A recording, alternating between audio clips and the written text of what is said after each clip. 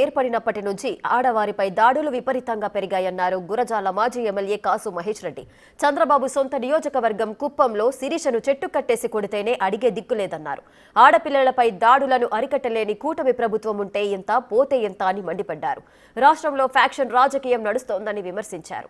రాబోయే రోజుల్లో సైకో పాలన పోవాలి, జగన్ రావాలి నినాదంతో వైసీపీ అధికారంలోకి రావడమే లక్ష్యంగా పనిచేస్తామన్నారు.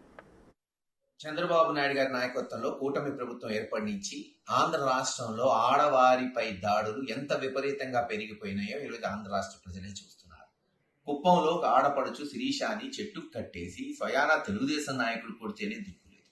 నిన్న జెడ్పీసీసీ సభ్యురాలు చైర్మన్ హరికా గారు గుడివాడలో పార్టీ మీటింగ్కి పోతుంటే నడి రోడ్డులో ఆమె మీద దాడి చేశారు. ఒక్కటే చెప్తున్నా, ఆడవారిని రక్షించలేని ఈ ప్రభుత్వం ఉంటే ఎంత, పోతే ఎంత ఆలోచించుకోండి.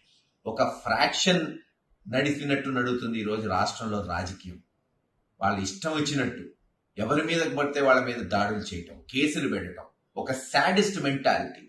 అందుకే ప్రతి ఒక్కళ్ళం వచ్చే 4 సంవత్సరాలు ఒకే నినాదంతో ముందుకు పోవాలి. సాడిస్ట్ పోవాలి, జగన్ రావాలి.